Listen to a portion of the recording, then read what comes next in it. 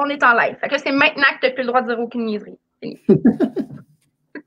C'est bon. C'est comme rendu une running gag. Tout le monde me dit ça. Je trouve ça drôle. Là, toi, tu le partages sur ta page à toi personnelle ou? Dans les mondes d'une maman, oui. OK. Je vais essayer d'aller voir. Je peux te l'envoyer en message privé, là, si tu veux. Ah, ben oui, envoie-moi le don. Je vais le mettre sur ma page en même temps. Puis, oui, dans Messenger. Ici, voilà.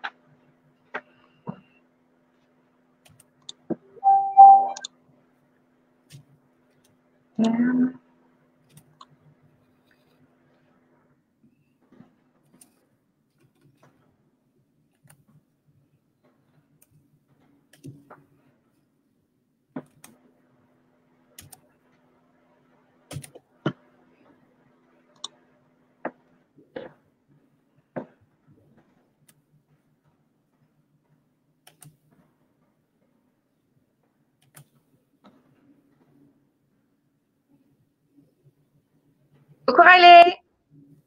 J'écris genre full fort comme si c'était rentré chez nous. Excusez. Voyons, où est-ce que.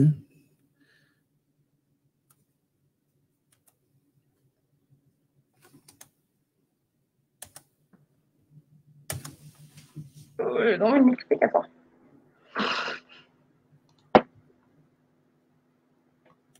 Et voilà, je viens d'avoir la notification comme quoi que tu l'avais bien partagé. Oui, j'ai partagé à 2 endroits même. Correct.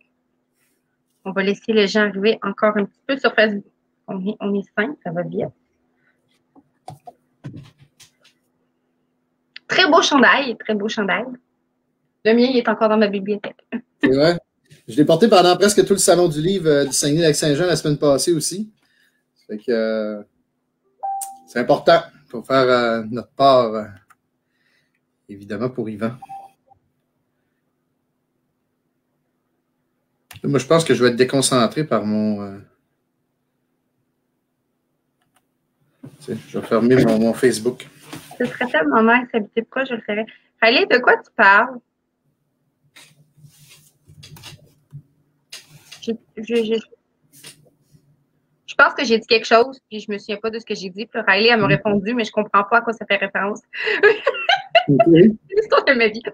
On est vite. Dites-nous tout le monde qui vous êtes, qu'on puisse savoir à qui qu'on parle ce soir. Ce serait tellement nice d'habiter proche, je le ferais. À quoi? Tu ferais là avec moi? Tu peux venir. On va commencer, les gens arrivent. C'est bien, Riley va avoir le temps de répondre vu qu'il y a un décalage sur Facebook. Donc, bonsoir tout le monde. Merci d'être là. Bonsoir aussi à ceux qui vont regarder en redifféré. Donc, pour ceux qui ne connaîtraient pas l'auteur avec qui je suis ce soir, c'est François Bernard Tremblay. Donc, bonsoir, ça va bien? Oui, ça va super bien, toi? Oui. Allô, Amélie? Merci de l'invitation. Ah, ben, ça fait plaisir. Merci d'avoir accepté. Moi, je suis tout le temps. OK, rentrer chez nous pendant. OK. C'est parce que je disais que j'avais crié bonsoir à Ellie super fort comme si elle rentrait chez nous. Fait que okay. Elle dit, c'est ça qu'elle a décrit, elle a dit rentrez chez vous sans que tu le saches, elle le ferait si elle habiterait proche.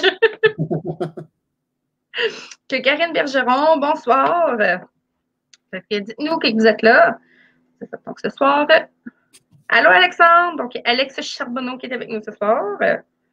Donc allô Alex. Bon, je vais laisser le temps aux gens de dire allô, finalement. Ils arrivent tout. On va en avoir d'autres. Ben oui, le monde, ils finissent de souper, là. Il y a juste moi qui est trop rapide. Moi, j'ai un enfant de 5 ans. Moi, 7 heures, c'est doudou. Ma blonde a m'écrit, je te vois. C'est correct, ça. Bon, on va commencer. Voilà. Dac, quand t'es prête. Tout le temps. Ben, je vais peut-être aller dormir, je vais revenir, puis on se reparlera dans une couple d'heures après ma sieste. Ouais, écoute, j'ai de la jasette en masse, je peux les entretenir pendant un bout. Allô, Philippe? Félicia qui est là. On va commencer, mais je ne sais pas si tu as vu certains des lives que j'ai faits dans mes premières batches. Ben, peut-être pas dans tes premières batches, mais j'en ai vu des bouts, là, certains à des places, là, oui. OK, bon, fait que t'es plus ou moins au courant. C'est ça. J'ai changé ma méthode de faire. Au lieu qu'on commence à parler de tes livres, on va commencer par parler de toi. OK. Donc, on va y aller avec, évidemment, la question la plus importante. Comment que l'écriture est apparue dans ta vie? Comment l'écriture est apparue dans ma vie? Écoute, je répondrais plutôt ben, par, en fait, la lecture. C'est sûr, par la lecture. Puis moi, j'avais la chance, en fait, d'avoir un parrain et des parents qui m'ont toujours acheté des livres quand j'étais jeune. Même si, évidemment, à l'âge que j'ai, moi, j'ai 50 ans, là, quand on était enfant au Québec, à mon âge, on n'avait pas énormément, on n'avait pas l'offre qu'on a aujourd'hui en littérature québécoise, là, qui est en littérature jeunesse, qui est exceptionnelle. Mais j'avais beaucoup donc de livres, puis j'ai toujours beaucoup lu. Puis je te dirais que vers l'âge d'à peu près 10-12 ans, j'ai commencé à écrire mes premières petites histoires là. Puis souvent, je me rends compte que c'était même du policier que j'écrivais à l'époque là. Okay. Fait que, je me pensais bien bon, puis j'aurais bien ça que tu sais, je faisais lire ça à ma mère, puis je disais qu'est-ce que t'en penses, regarde, c'est vraiment hot. Puis elle me disait ben, je pense qu'il faut que tu retravailles encore un peu. Ça a été vraiment ça, puis ça a été quand même assez lent par la suite. Là. Je pense que à l'école, j'avais assez de succès. Je sais qu'en 6e année, j'avais notre professeur Jean-Yves Bellé. Moi, je suis natif de Charlevoix, donc j'ai eu la chance d'avoir Jean-Yves Bellé, qui était un type très, très allumé, qui était en fait un musicien, un chansonnier, puis il se servait de tout son bagage culturel, en fait, en classe avec nous. Là. Puis je me souviens, lui, il remettait des diplômes. Aux jeunes. Puis moi, je sais que j'avais eu l'écrivain de l'année. Donc, à cette époque-là, ouais, déjà en 6e année. Fait que ça, c'était bien le fun. Puis je sais qu'au secondaire aussi, je me démarquais là, un peu. Je me souviens, entre autres, en secondaire, je me souviens pas lequel, là, mais un de mes amis, on était comme comme les deux écrivains un peu de la classe en français, là, avec un autre allumé, entre autres, de la littérature, là, M. Anger, que je salue. Mais puis c'est drôle, Jean-François, lui, est devenu journaliste. Donc, il est journaliste. C'est son métier au quotidien. Il écrit pour le Journal Le Soleil. Donc, puis moi, ben, j'écris des bouquins de temps en temps. Là. Ça a commencé comme ça, puis j'ai commencé à envoyer des textes dans les revues, entre autres à Solaris, la première fois, un texte qui avait eu pas mal de succès, justement, que j'avais écrit, je pense, en classe, puis je l'avais envoyé à Solaris en pensant que c'était du niveau de Solaris, mais j'avais eu une superbe de lettre de Yves Ménard qui m'avait dit que j'avais peut-être encore des petites affaires à retravailler, puis des choses à éviter, puis je dois même l'avoir encore, cette lettre-là, je l'ai gardée, puis c'est sûr que j'ai eu des petits refus, un peu comme ça, mais à un moment donné, ben c'est ça, c'est un peu comme ça que ça a apparu. En fait, j'ai toujours un peu écrit à travers mes lectures. Mais tu sais, ce que je constate, c'est quand même bien parce que, tu sais, comme les refus, les refus, les gens ont quand même été honnêtes de, tu sais, allô Thaïs, allô Sandra, qui s'est joint à nous. Donc, allô les filles. Ben, c'est ça, c'est comme, tu sais, t'as pas eu la mère, fait comme, oh oui, c'est super bon, puis tu continues à aller comme si de rien n'était. Tu sais, les gens, ils ont quand même été assez polis, puis tu sais, c'est bon, mais il faut que tu travailles ça, tu sais, améliore ça. Tu sais, pas juste c'est des refus de comme non, on prend pas ça, c'est pas, je suis au bail. Puis, tu sais, genre, comme moi, ma mère qui a fait, oui, c'est super bon, vas-y, continue. Mais dans le fond, c'est vraiment mauvais. Au moins, tu as eu comme l'honnêteté qui t'a quand même poussé à t'améliorer puis à continuer. Ouais. Bon, mais j'imagine que ce que tu écris doit avoir quand même des qualités. Là. C'est juste, à un moment donné, de faire des corrections nécessaires pour se rendre à un certain niveau. Là. Puis moi, j'avais peut-être une certaine facilité, mais je sais que je suis pas non plus, je serai jamais probablement un grand écrivain non plus. Là, tu sais, je veux dire, j'ai toujours voulu écrire. Aujourd'hui, je suis capable donc de faire publier des choses. Donc, je suis très content. Puis j'en ai besoin. J'ai toujours un besoin de créer qui est important. Donc, voilà, je suis content de pouvoir le faire. Mais c'est bien. En tout cas, de ce que j'en lis en ce moment, c'est très bien. C'est gentil. Très heureuse que tu ailles continuer dans cette voie et que tu l'exploites. Je te dirais en fait que je suis aussi, je te dirais, un auteur qui je ressemble à ce que je lis. C'est-à-dire qu'il y a des gens qui vont se spécialiser dans uniquement un domaine. Puis il y a des gens, en fait, il y a beaucoup d'auteurs aussi aujourd'hui qui ne lisent pas du tout. Je trouve ça malheureux. J'entends parler des fois des gens où j'échange des fois, en tout cas dans le temps qu'on avait des salons du livre encore, on pouvait échanger avec des auteurs, puis je me rends compte qu'il y a des auteurs qui ne lisent pas du tout, qu'il y en a que ça les empêche de créer. moi, je trouve que c'est un moteur, justement, de création. Je lis tout le temps. Mais c'est sûr que je lis moins quand je suis en grande période d'écriture, là, mais j'essaie quand même de tout le temps avoir des lectures quand même en cours. Là. Puis moi, je peux lire plusieurs choses de front. Là. Je peux avoir 4-5 livres de commencer en même temps, des fois plus. Mais je lis de la poésie, je lis des nouvelles, je lis des contes, je lis du fantastique, je lis du polar, je lis de plein de genres. Et j'écris aussi dans plein de genres. Donc, je peux écrire de la littérature générale autant que d'écrire de la poésie, des très courts textes, très poétiques, comme de la littérature très slash aussi, très trash. Puis donc, c'est ça, je fais un peu toutes sortes d'affaires, finalement. Donc, Ben, c'est le fun. Il y en a, c'est ça, comme tu dis, il y en a qui spécialisent dans une chose. Il y en a comme toi qui touchent un peu à tout. Fait que c'est vraiment agréable. Jessica Gagnon qui dit que j'imagine qu'elle parle de suture. Elle dit, un livre super, mon père aussi a aimé. Ils ont hâte de lire le deuxième. Donc, petit spoil tout le monde. Au cas où les gens ne le sauraient pas, on va en parler un peu plus tard. J'imagine que je connais de Chicoutimi. En fait, c'est bien Jessica de Chicoutimi. Donc, oui, ben écoute, je suis un grand ami de son beau-père. Donc, mais je connais bien son chum aussi. Puis, donc, c'est ça, oui. C'est très gentil, merci.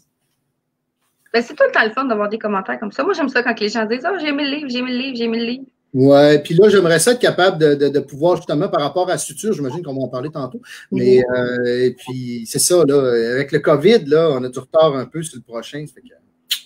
Ben, je pense qu'on est un petit peu habitués, là, depuis le début, on sait que les dates sont éloignées, sont plus loin. Il y a des livres qui ont été annulés. Fait que, je pense qu'on est comme toutes un peu dans le « OK, on va attendre. » là.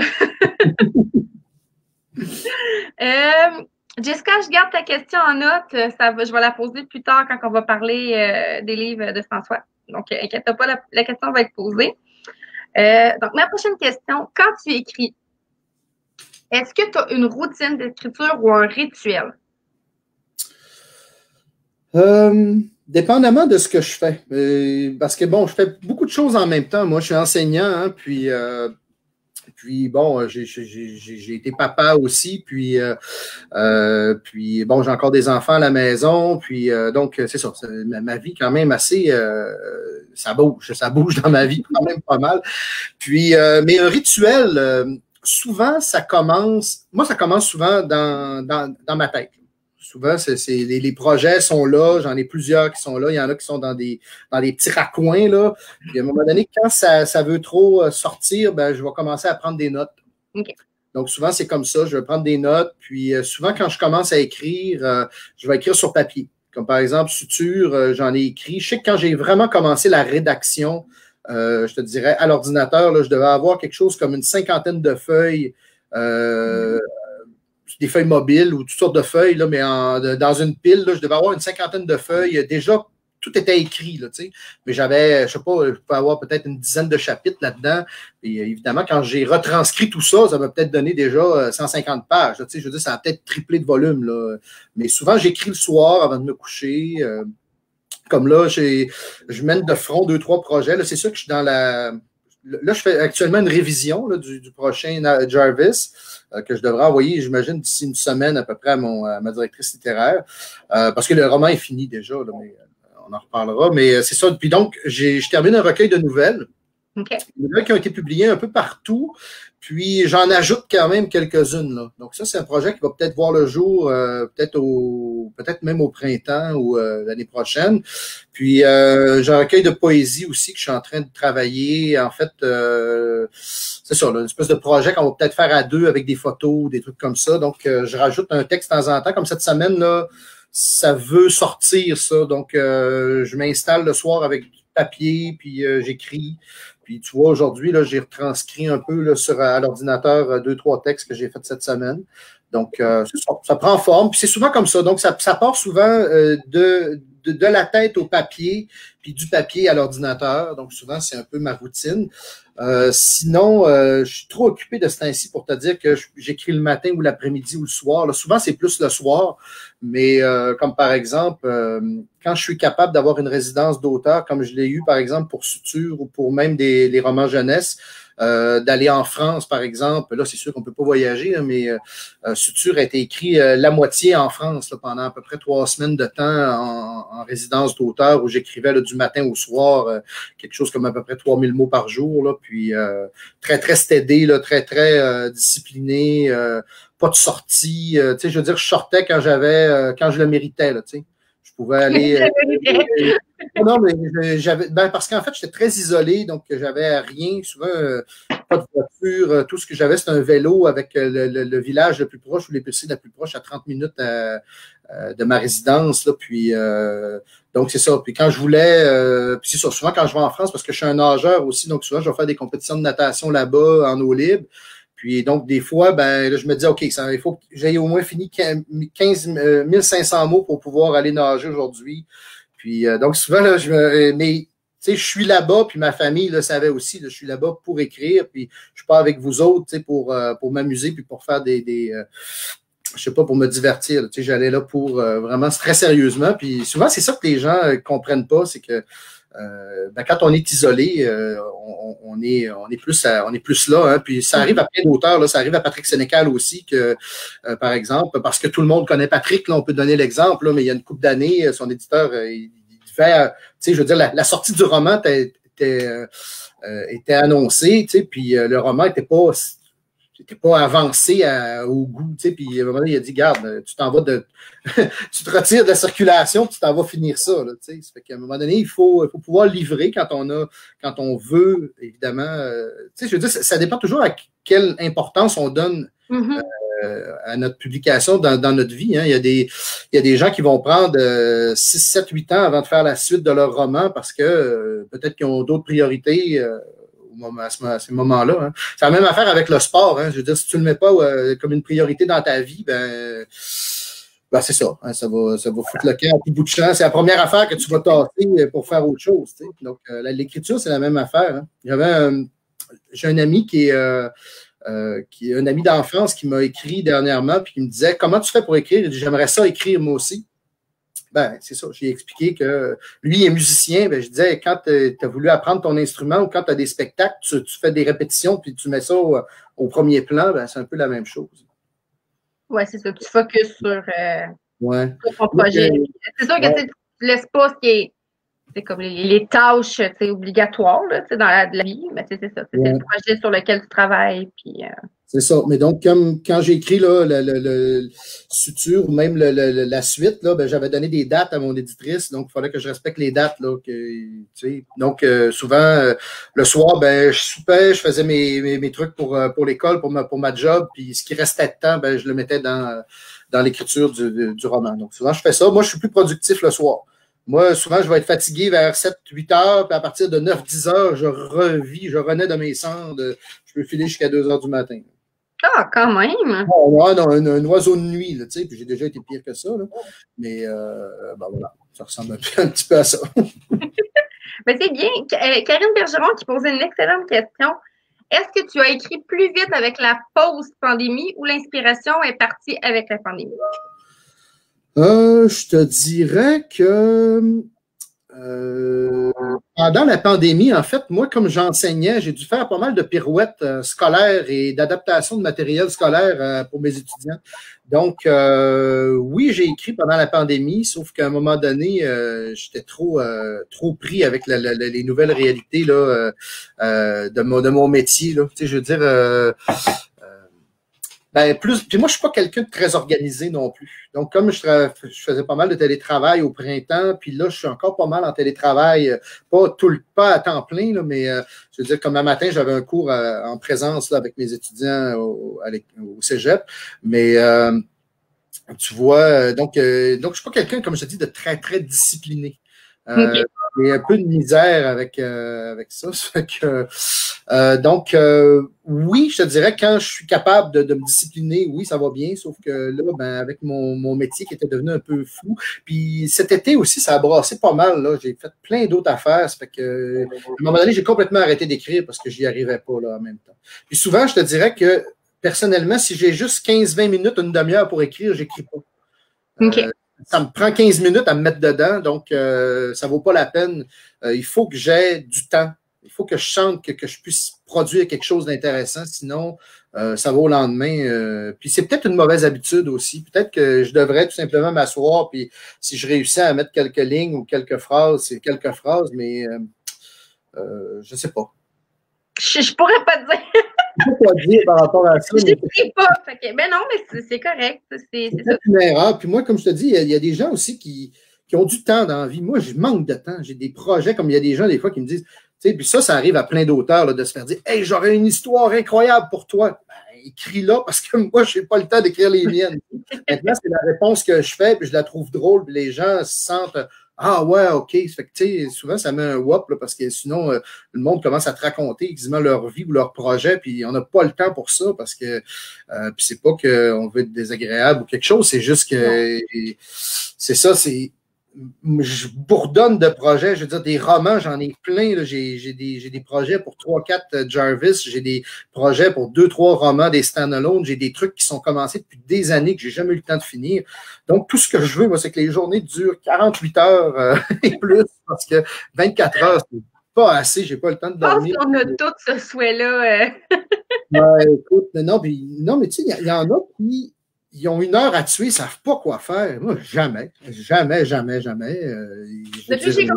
que j'ai découvert la lecture, là, puis que tu sais, je m'y mets vraiment. Là. Puis là, maintenant, en plus que je fais des lives, j'ai comme pas le temps. Là.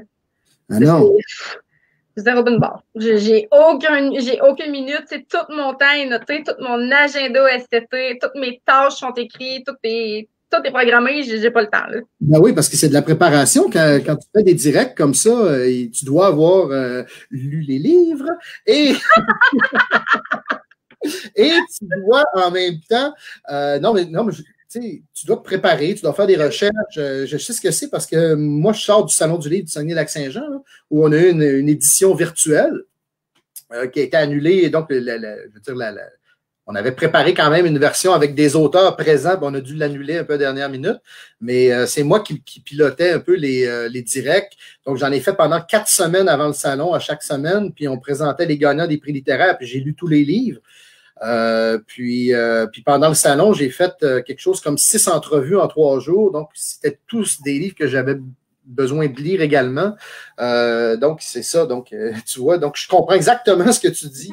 C'est ça que j'ai pas, au niveau recherche, je ne vais pas chercher genre en profondeur de est-ce qu'il a gagné un prix littéraire pour ce livre? J'ai pas besoin parce que souvent les auteurs le mentionnent eux-mêmes. Ouais. Pour ce livre-là, j'ai gagné ce prix-là. Fait que j'en parle pas parce que les auteurs le font eux-mêmes.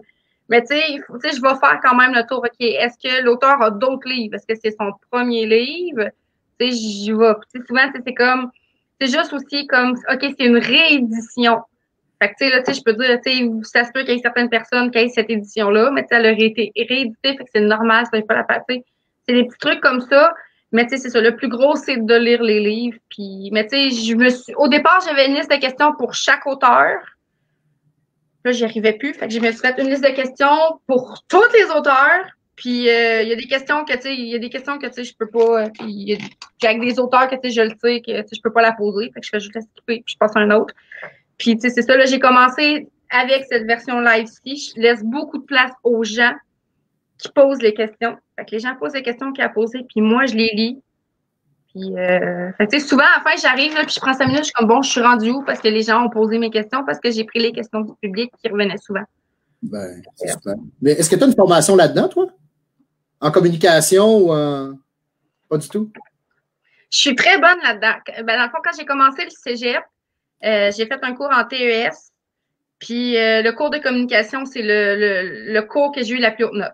Ça, celui-là, je l'ai comme passé vraiment haut la main. Mais non, j'ai pas je suis juste très bonne au public. J'ai tout le temps eu des jobs au public.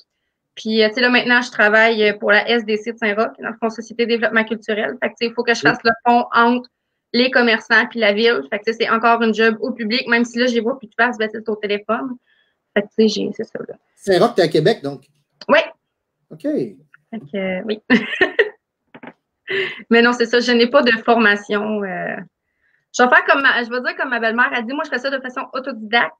Je place mes pions, je rentre mes pieds tranquillement, pas vite, puis je vais finir par me placer à quelque part. Ou quand, je ne sais pas.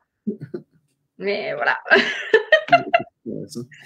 Mais c'est ça, moi non plus, je n'ai pas une formation nécessairement comme de journaliste ou pour faire des entrevues ou des choses comme ça. Puis souvent, quand tu rencontres quelqu'un qui a vraiment une formation là-dedans, ça paraît comme dernièrement, j'animais une émission où c'est moi qui étais l'animateur, puis ma collègue elle, c'est vraiment une journaliste de métier, puis enseignante aussi, là. Puis, tu sais, tu sentais son naturel, alors que moi, j'ai besoin d'une préparation. Je veux dire, c'est moi qu'il faut qu'il sache où on s'en va, parce que si tu m'alignes autrement, ça se peut que je sois complètement déstabilisé.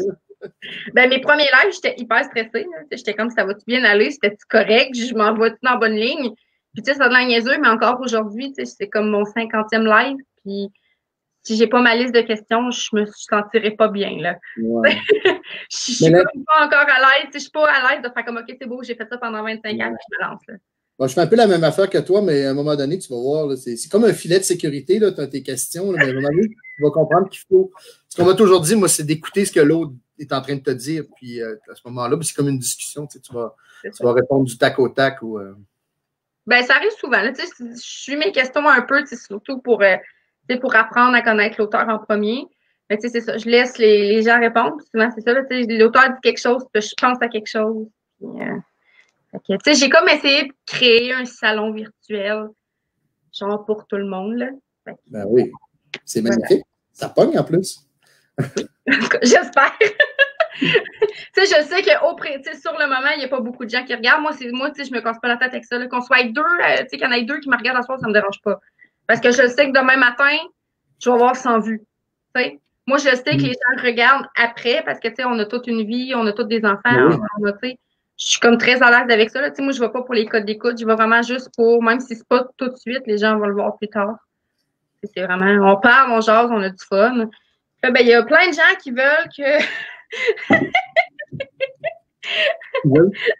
C'est parce que tu me demandais si j'étais à Québec, là, j'ai fait oui, puis Riley a fait comme non, Montréal. Parce qu'à tous les auteurs, la plupart du monde sont tous dans mon coin. Fait que là, comme il n'y a pas personne avec moi. Puis là, il y a Alex Charbonneau qui vient de répondre non, Montréal, c'est le best. Fait que là, Riley, elle se sent plus toute seule. Salut, Alex. Tu vois une autre question pendant qu'on parlait.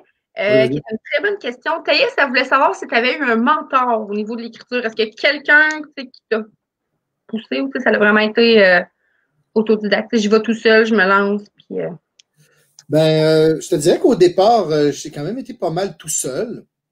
Mais quand je suis arrivé au cégep à Chicoutimi, moi j'ai étudié au cégep de Chicoutimi. Puis j'aimais ça écrire. Puis, je pense que les gens, un peu de moi, j'ai étudié en arts et lettres et aujourd'hui, c'est arts lettres communication. C'est drôle, j'enseigne là-dedans aujourd'hui, mais au cégep à Chicoutimi, il y avait une espèce de programme, ça s'appelait, en tout cas, les plus vieux, il y avait comme du temps que les professeurs du département pouvaient mettre au profit des étudiants, en fait, puis pour différentes raisons, là, soit qu'il y avait des problèmes en français ou des choses comme ça. Puis moi, je m'entendais bien avec un des profs. Puis, à un moment donné, c'est ça, on m'avait proposé, on était 4-5 élèves qui avaient comme eu des privilèges, si on veut. Moi, c'était en écriture. Il y en avait que c'était parce qu'il y avait de la difficulté en français. Mais je sais que ça s'appelait l'heure exquise, là, ou à un moment donné. C'était comme une heure que les professeurs pouvaient comme... Ça rentrait dans leur tâche, puis ils pouvaient travailler. Puis moi, j'ai eu la chance de travailler avec Gilles Bluteau, qui avait écrit déjà plusieurs nouvelles et qui est un auteur qui avait écrit un roman, entre autres, qui avait connu quand même pas mal de succès, qui s'appelait Meurent les Alouettes. Gilles, je ne le vois plus beaucoup maintenant parce que, je sais pas, c'est pas pour des bonnes raisons, mais je veux dire, j'habite loin, puis bon, lui, il a sa vie, puis moi, j'ai eu ma vie de famille aussi, les enfants, puis tout ça. On s'est comme perdu de vue, mais... c'est quelqu'un qui m'a évidemment coaché un petit peu au départ pendant, en tout cas, une session ou deux au cégep de Chicoutimi quand j'étais étudiant là. Donc, voilà. Oui, j'ai un mentor à un certain moment donné. Puis, je te dirais, c'est sûr que mon premier livre qui s'appelle Bref de saison, comme ça, qui est un recueil de poésie. Ça, c'est quand j'étais étudiant à la maîtrise à l'Université Laval. Puis, dans un de mes cours, il il y avait alors, je ne suis pas capable de dire son nom. D'un comment je pourrais dire, celui qui a un peu popularisé le haïku au Québec, qui est un genre de petit poème de 3 vers, là, poème japonais. Et sa fille était dans mes cours, puis en jasant, on s'est jasé de ça, puis on jasait d'écriture, puis elle dit, ah, mon père, c'est ça, ben, en fait, c'est André Duhem. Donc, elle me dit, mon père, c'est André Duhem. Et puis un moment donné, elle m'a dit, puis moi, j'ai dit ça, puis, parce que je disais que j'écrivais des haïkus, puis son père, c'était Dieu le père du haïku au Canada, en fait, même dans toute la francophonie, si on veut, à un moment donné. Et puis elle m'avait dit, ben écoute, donne-moi tes poèmes, m'a montré à mon père. Ça a commencé un peu comme ça, puis c'était à peu près les débuts là, d'Internet, puis tout ça. Puis je sais que lui, il avait un site Internet, puis il m'avait demandé l'autorisation de mettre quelques-uns de mes haïkus sur sa page. Donc, tu vois, lui aussi a été à quelque part, a été mon premier lecteur qui m'a commenté mes textes en me disant, ben ça c'est bon, ça c'est...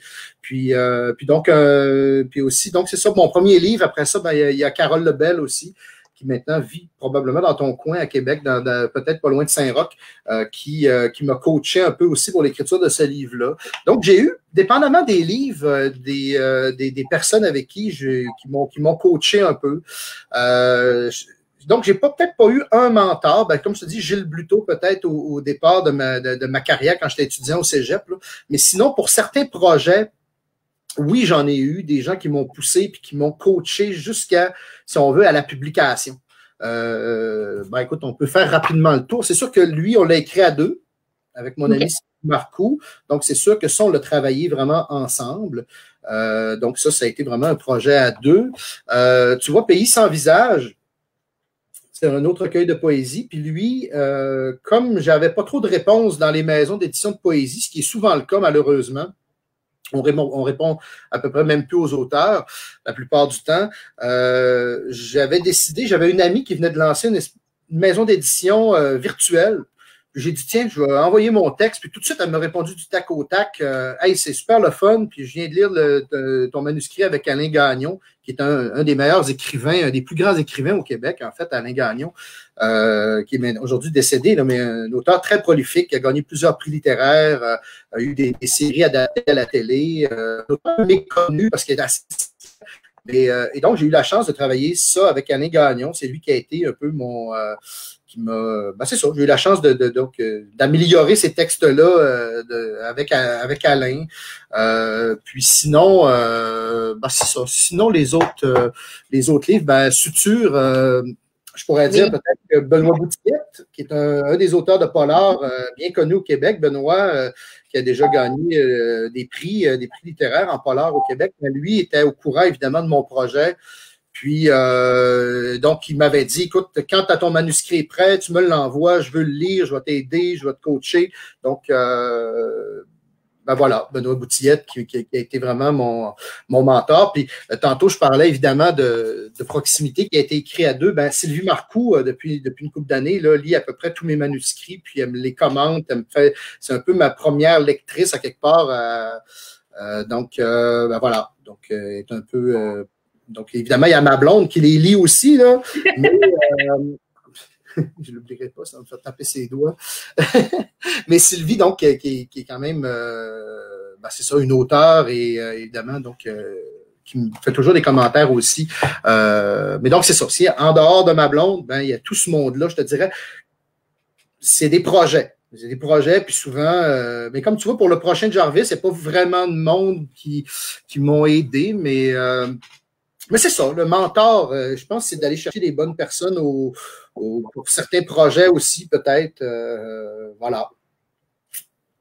C'est une très bonne réponse. Ouais, je parle beaucoup, hein, donc... Moi, j'écoute. Correct. Je me verrais mal mettre le titre interrompre, c'est genre super intéressant. Fait comme, OK, c'est beau, te dire non, on va passer à autre chose. Quand tu me diras ça, je vais comprendre. Non, c'est correct. La journée où je vais dire à un auteur d'arrêter de parler, s'il vous plaît, arrêtez-moi, dites-moi d'aller me coucher, puis de plus jamais en refaire. Okay? Fini les directs. C'est ça. Mais je vais être rouge tomate, m'aller pleurer dans mon lit, puis j'en ferai plus. Voilà.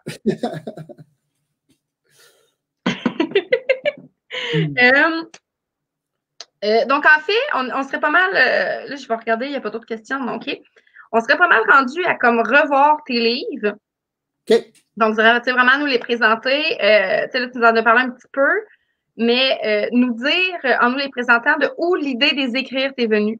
Et comment ça t'est, tu sais, pourquoi ça t'a donné, tu te dis, OK, bon, tu sais, j'ai eu envie d'écrire ça, puis j'ai écrit ça, ou est-ce que, c'est qu'est-ce qui t'a inspiré à écrire le livre?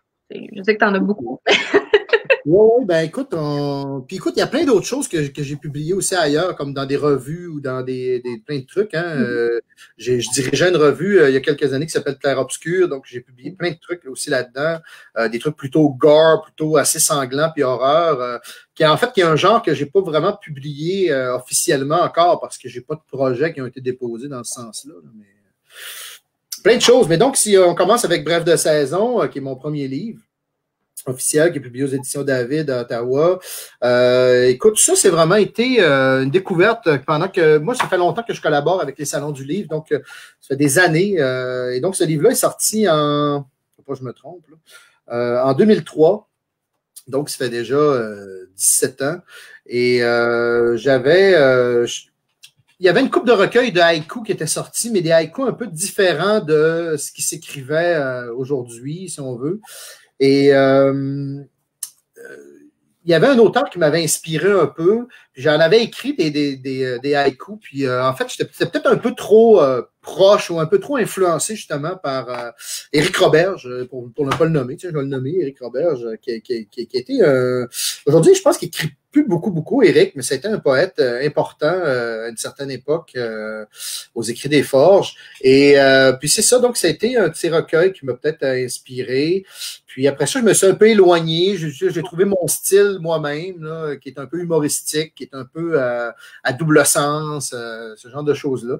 Et donc, c'est un peu comme ça qu'est né ce projet-là, Bref de saison. Et donc, c'est né un peu dans la grosse vague des haïkus, là, début des années 2000. Puis après ça, je me suis comme un peu éloigné de ça parce que à un moment donné, tout le monde en écrivait des haïkus. C'est correct, là, mais je veux dire, bon, moi, j'étais passé un peu à autre chose, même si je continuais un peu à en écrire. Voilà. On va rester peut-être, si on va y aller par genre, je pense que ça va être plus facile. Le deuxième recueil, je ne sais pas si je les présente vraiment dans l'ordre, mais moi, je pense que oui. Non, il me semble que lui doit être avant. Mais en tout cas, tout ça pour dire qu'à un certain moment donné, ça me tentait d'écrire des trucs. Il faut que je le montre dans le bon sens. On ne le voit pas bien. C'est dur avec les reflets de caméra. C'est dur, hein? Donc, voilà. C'est Pays sans visage. En fait, c'est vraiment un recueil, je te dirais, nationaliste. Vraiment, pas séparatiste nécessairement, mais nationaliste. Des choses que j'avais besoin de dire à un moment donné. Je ne sais pas pourquoi. J'ai découvert à un certain moment donné, ou j'ai redécouvert plutôt Gérald Godin, qui est un grand poète québécois, qui était évidemment un ministre sous René Lévesque. Puis je ne sais pas, dans une soirée de poésie, j'avais parlé avec mon ami Hervé Bouchard, qui est auteur aussi, puis qui m'avait dit « Ah, moi j'enseigne les cantoutes de Godin, puis c'est le fun. Il me semble que ça tirait bien, ce genre-là, ou je ne sais pas trop. » Puis je sais pas, j'avais relu, j'avais des relents un peu nationalistes, séparatistes et tout ça. Puis donc, c'est des textes qui portent sur... c'est ça, sur un Québec peut-être plus... mais rien de... Pas de regret, pas de chiolage, mais plutôt comment notre langue est belle, comment notre futur est intéressant ou notre passé est beau aussi. Parce que souvent, les auteurs séparatistes ou nationalistes qu'on a au Québec, c'est souvent des radoteux un peu. Moi, en tout cas, j'ai de la misère un peu avec cette poésie-là de peuple de chialeux, puis de brebis, puis de moutons, puis de ci, puis de ça, puis qu'on a perdu avec les patriotes, puis blablabli, blablabla. Tu sais, Gaston Miron avait déjà écrit autre chose que ça, puis donc je trouvais ça important en tout cas de ne pas tomber dans le panneau souvent là, des chialeux de nationalistes. Là. Mais donc c'est un livre plutôt positif en fait, où il y a quand même aussi un texte là-dedans qui est complètement différent, qui s'appelle « De la paresse et autres bilans du siècle passé encore ». Donc ça, c'est un spectacle littéraire qu'on avait fait. Donc, c'est le texte d'un spectacle, en fait, là, qui est là-dedans aussi. Donc, c'est un livre que j'aime bien, en fait, qui me représente quand même beaucoup. Beau projet, donc, comme je l'ai dit tantôt, j'avais eu la chance de travailler avec Alain Gagnon. Ici, un texte écrit en collaboration avec ma meilleure amie, qui est Sylvie Marcoux, avec qui, c'est ça, on s'est découvert justement dans le Salon du Livre, au Salon du Livre du Saguenay-Lac-Saint-Jean. On a appris à travailler ensemble, puis on a écrit ce livre-là ensemble aussi. Un livre qui nous ressemble aussi avec sa superbe photo des oiseaux. Très belle. Ouais. Puis donc, c'est ça, on a écrit, en fait, on s'est fait un échange à deux. Elle écrivait du roman jeunesse, moi j'écrivais des haïkus, j'avais déjà écrit un livre avant, et on a décidé de c'est ça, je lui avais dit, écoute, moi j'ai commencé un roman jeunesse, donc je m'en vais sur ton terrain, à toi maintenant d'écrire quelque chose, d'écrire un haïku. Donc elle avait écrit un haïku qui est, je vais vous le lire, tu me pardonneras Sylvie, au coin de ma rue, le cœur du bonhomme de neige fond pour une sorcière. Donc, c'était évidemment un soir d'octobre où la première neige était tombée, puis ça se mélangeait évidemment avec l'Halloween, avec les décorations d'Halloween dehors. Au coin de ma rue, le cœur du bonhomme de neige fond pour une sorcière. Et donc, elle m'avait envoyé ça, puis moi, du tac au tac, j'y avais répondu, son bonhomme au bras, la vieille sorcière d'en face met le nez dehors. Et donc, on a commencé à s'écrire comme ça en échangeant, en jouant au ping-pong, en fait. Elle m'envoyait un texte, je lui répondais tout le temps. Puis, à un moment donné, on est arrivé à la fin. Puis là, on s'est dit à un moment donné, regarde, on a tant de jours pour se répondre. Puis, à la fin du projet, on s'est dit, bon, qu'est-ce qu'on fait avec ça maintenant? Je pense pas qu'on en ait vraiment beaucoup enlevé. On en a peut-être corrigé quelques-uns ensemble. On a à un moment donné écrit une préface pour l'envoyer chez un éditeur, puis ça a été publié. Donc, il a même été réédité parce que encore même aujourd'hui, la deuxième édition n'est plus vraiment disponible. Mais donc, proximité, c'est vraiment un échange entre deux amis et on sent à travers tout ça, elle, par exemple, ses problèmes avec ses enfants qui étaient assez vieux, alors que moi, mes enfants étaient très, très jeunes à l'époque. Donc, on sent les problématiques des fois différentes, qu'on n'est pas rendu nécessairement à la même place, elle et moi, au même moment, où elle vit des affaires plus dures, moi, je vis d'autres choses. Puis, on sent toute cette complicité-là à travers ce petit livre-là qui est vraiment le fun. Et donc, on a même commencé autre chose qui est un peu en stand-by. En tout cas, elle, c'est ce qu'elle pense, que c'est en stand-by, mais moi, je continue à travailler des trucs en dessous. Et un jour, ça va peut-être réapparaître. Peut-être. Le dernier livre, c'est Auberge du temps, qui a été écrit, c'est Réflexions sur le fjord. Moi, je suis natif de Charlevoix, sur le bord du fleuve, mais mon père est natif du Bas-Saguenay.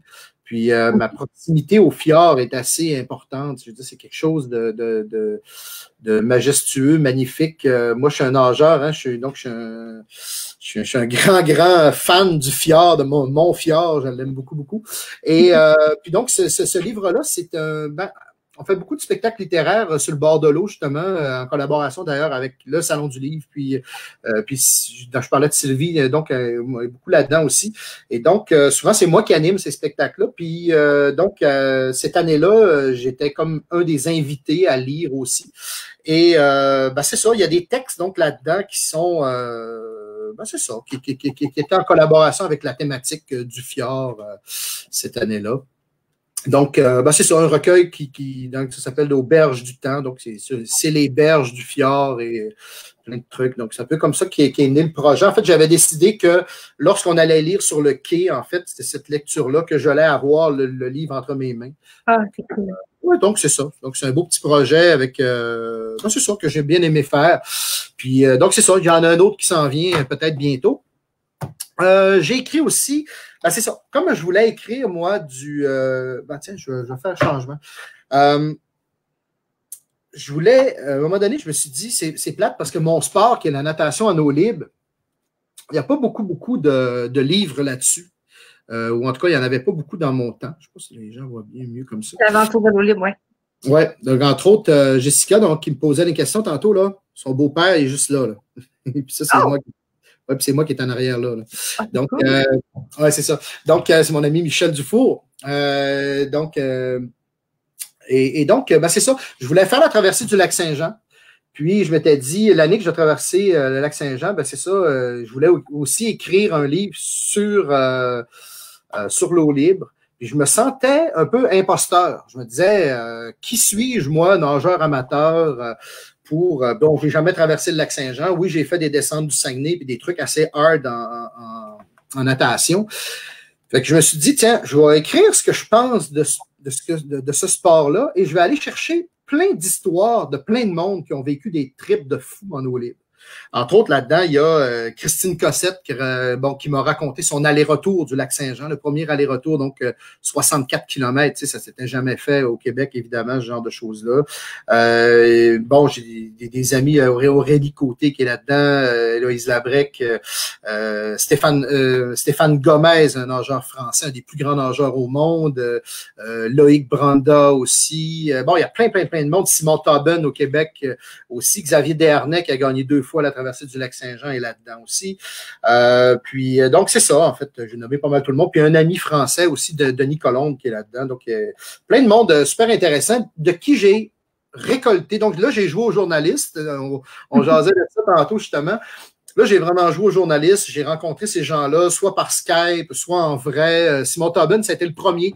En fait, j'étais allé faire l'entrevue à Québec. On était dans Sillery, justement. Puis dans un petit café, puis Simon m'a raconté une histoire de fou, l'année où, en tout cas, un des plus grands nageurs de tous les temps, Petar Stoichev, Simon avait dominé toute l'épreuve et Stoichev l'avait dépassé dans les 100 derniers mètres de l'épreuve. Quelque chose comme 7 heures de nage.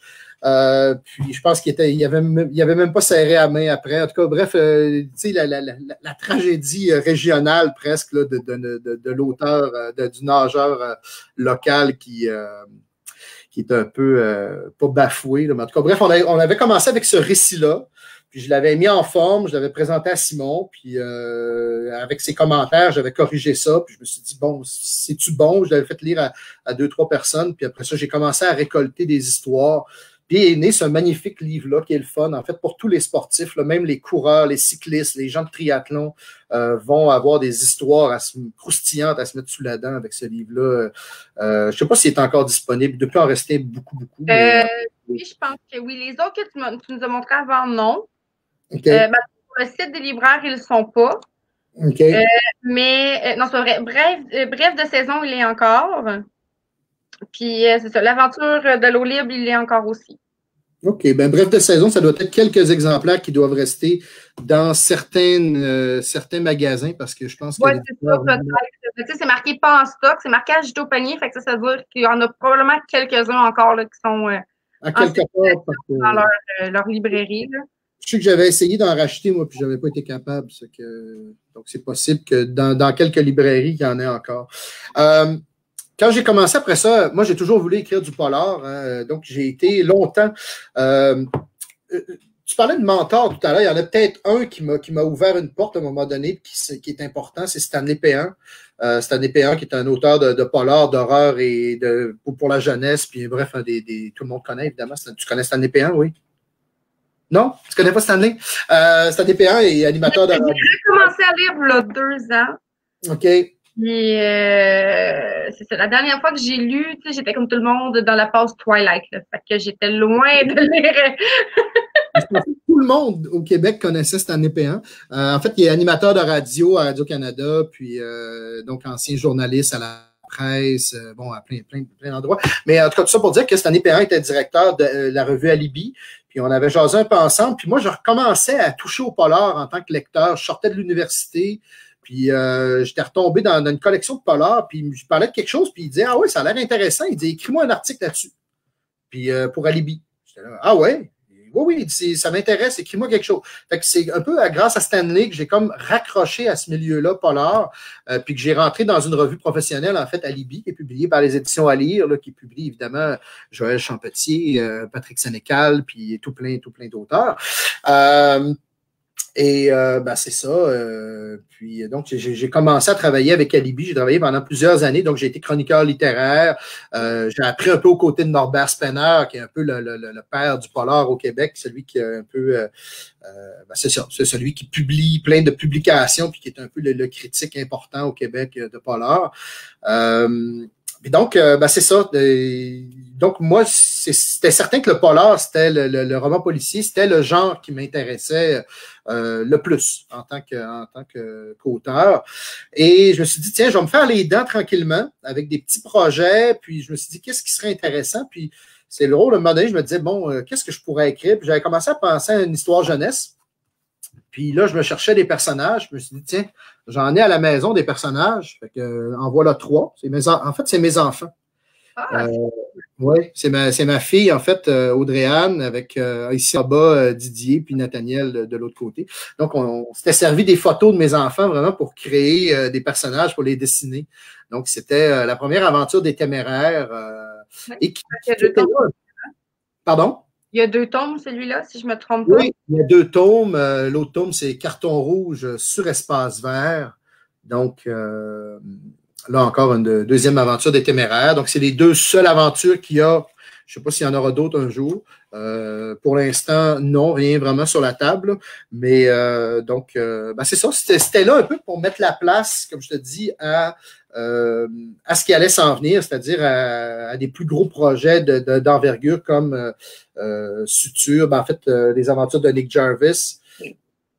Et ben en fait, en tout cas, ce que je souhaite, évidemment, c'est de continuer à écrire du polar adulte, parce que je me sens un peu plus à ma place là-dedans, peut-être, même si j'ai adoré ça, faire du jeunesse, puis j'ai adoré, comme je disais tout à l'heure, hein, j'ai un autre projet en poésie, j'ai un autre projet de recueil de nouvelles également.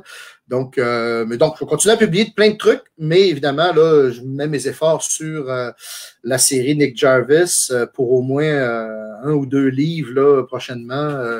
Puis peut-être après ça, un peu faire des stand-alone, des romans plus qui seraient toujours des polars, mais pas dans la lignée des Jarvis. Okay.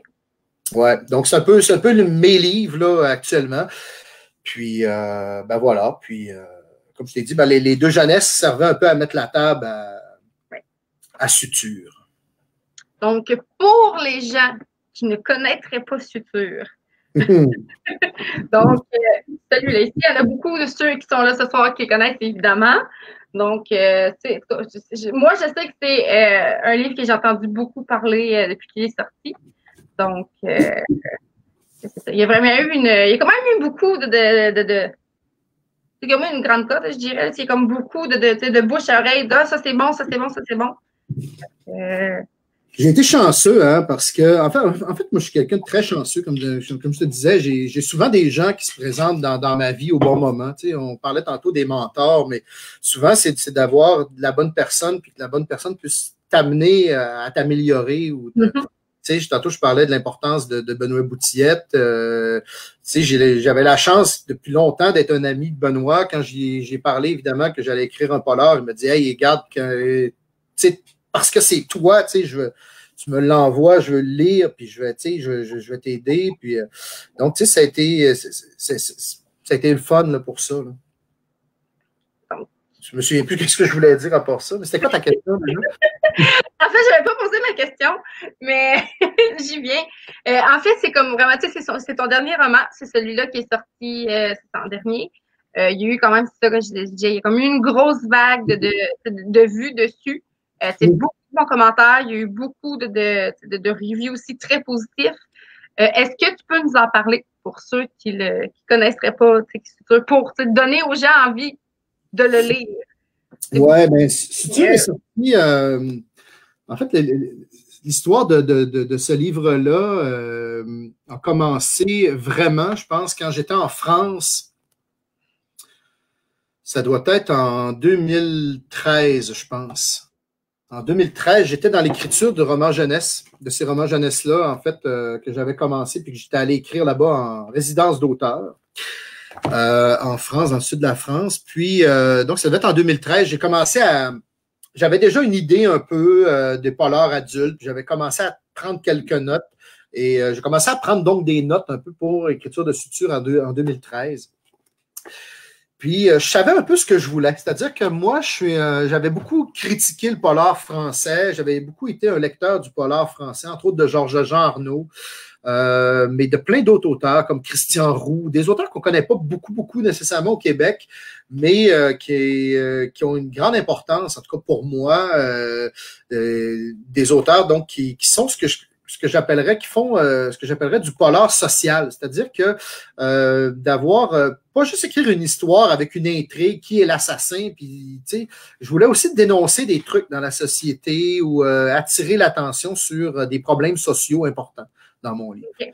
Donc, c'est ce que raconte un peu Suture, c'est-à-dire que oui, c'est une histoire avec une intrigue, puis un enquêteur qui va résoudre cette intrigue-là, mais il y a aussi des personnages qui sont intéressants. Et entre autres, un des premiers personnages qui m'a marqué, peut-être parce que j'ai lu, comme j'ai dit, j'ai beaucoup lu en France, il y a beaucoup de choses qu'on n'a pas à Montréal. Ben, c'est pas vrai qu'on n'en a pas.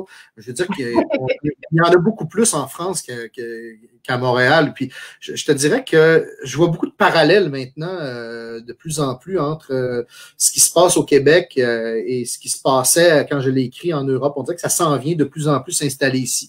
Mais bon, c'est sûr, des clochards, il y en a toujours eu. Puis il y en a un dans mon livre.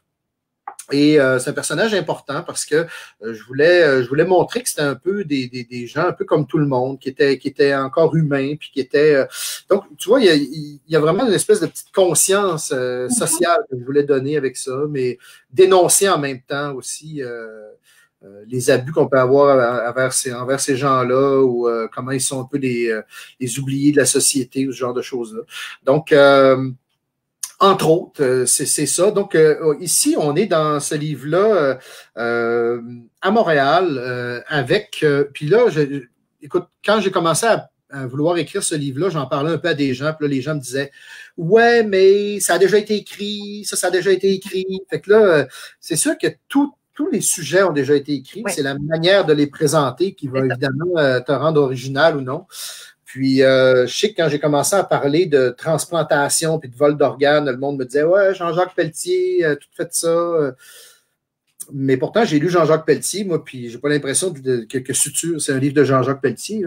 Moi, je l'ai pas lu, fait que j'ai pas de référence. Ouais. Moi, déjà que j'ai lu qui parle de transplantation, on est correct. Et donc, c'est ça, moi, il fallait que ça se passe. Donc, je voulais que ça se passe au Québec. Vol d'organes au Québec, déjà, c'est pas courant. Même si ça a été touché par certains auteurs ou des fois de différentes façons. Je sais que ça a été touché au cinéma où on voit des fois des opérations faites dans des sous-sols. Là. Des opérations bâclées là, dans des faites quasiment à la poche, là. Puis souvent, tu sais, tu vois, tu peux pas faire de transplantation vraiment comme ça. Là, tu sais, je veux dire, c'est pas ça se tient pas vraiment. Fait que moi, j'ai fait beaucoup de recherches, j'ai fait des lectures, j'ai parlé, par exemple, avec des gens de Transplant Québec pour pouvoir poser des questions, savoir un peu comment. Tu sais, évidemment, on me soufflait un peu des réponses sans me dire, mais tu sais, on me disait, ben écoute, si j'ai besoin de faire une transplantation, mettons là que je suis pas dans un hôpital, qu'est-ce que ça me prend au minimum, tu sais, si je veux garder, mais parce que moi, c'est un peu ça là-dedans, tu sais, je veux dire, dans ce livre-là, on a une organisation qui vole des organes, mais qui remet à la rue, évidemment, c'est les gens qui ont été dépouillés d'un rein ou d'un lobe de poumon ou de certaines parties de leur corps, là, de certains organes. Mais donc, moi, c'était ça, c'était parce que moi, je voulais savoir... Comment rendre ça réaliste? Comment rendre ça réaliste, c'est ça. Donc, poser des questions. Puis là, je voulais pas non plus aller trop dans le... Parce qu'il y a des polars qui sont très, qui se passent dans les hôpitaux, puis qui sont très techniques, puis, tu sais, je veux dire, où on rentre vraiment dans la médecine, là, puis dans toutes ces réalités-là. Parfois, des fois, on va trop loin. Tu vois, Norbert, je parlais de Norbert Spener tantôt, Norbert, qui est un critique de polar, qui racontait une scène d'un livre, là, tu sais, c'est vraiment un polar pour les geeks, là, parce que, tu sais, c'est trop techno, là, tu sais, je veux dire, il citait un passage où, tu sais, tu lis le passage, tu comprends à peu près pas ce qui se dit parce que, tu sais, c'est pas, c'est trop technique. Alors, on n'a pas besoin d'être trop technique, mais juste assez. Donc, puis ça, ben, c'est en maîtrisant souvent ton sujet que ça va arriver, là, tu sais. Donc, je trouve ça le fun parce que, tu sais, comme tu disais, tu sais, au niveau de lecture, bon, OK. tout le monde. Je pense pas être au courant. Je n'ai pas lu le livre au complet, je le lis présentement, pas parce qu'il n'est pas bon. Non, c'est juste que tu n'as pas eu le temps de le finir. Bon, c'est ça. Je le lis présentement, puis c'est ça. Ce que j'ai trouvé intéressant, parce que je suis rendue à la page 153. Tu m'as pas dit 153 tantôt? 135. Je fais de la dyslexie, laisse-moi une chance. C'est moi qui est dyslexique, là. C'est moi qui ai inversé. Mais oui, c'est ça. Il y a une page où tu dis les radiographies au négatoscope. Je trouve ça le fun parce que après ça, tu as vraiment pris la peine d'écrire la plaque lumineuse. Tu m'aurais juste laissé le négatoscope, comme c'est quoi ça? Je trouve ça le fun parce que tu as quand même t'as pris la peine de rentrer comme le jargon, les mots vraiment, les vrais. Tu as pris la peine de l'écrire. Il y en a là, qui le font pas. Fait que, il y en a qui auraient juste continué, puis j'aurais juste fait comme, OK, bon, faut que je défasse ma lecture, faut que j'aille googler c'est quoi. Ou, il y en a qui font comme, ben là, regarde, pas le temps de googler, je continue. Fait que, tu lis, mais tu sais pas non plus tant quoi tu lis. Moi, j'aurais juste fait comme, OK, il y avait une radiographie sur quelque chose. Ouais. Puis, je te dirais qu'on se sert beaucoup aussi de, comme je t'ai dit, c'est important d'être un bon lecteur aussi, je pense, quand on veut être un bon auteur. Je ne me considère pas nécessairement comme ça, mais je veux dire, je cherche toujours à m'améliorer, mais je pense qu'il faut être un bon lecteur parce que tu vois, moi, oui, je suis un grand lecteur de polar, j'en lis depuis des années. C'est ce que je lisais quand j'étais jeune. J'en lis encore beaucoup. Mais tu vois, quand tu as besoin d'écrire tu as besoin de faire une autopsie. Moi, j'ai une autopsie là-dedans, dans ce livre-là. Là. Je suis rendue là. Comment je fais ça, une autopsie, tu sais? En fait, c'est ça, tu sais, là, tu te dis, ah, il me semble que j'ai lu de quoi d'intéressant dans tel livre. Tu retournes voir dans tel livre. Ah, tu relis ça.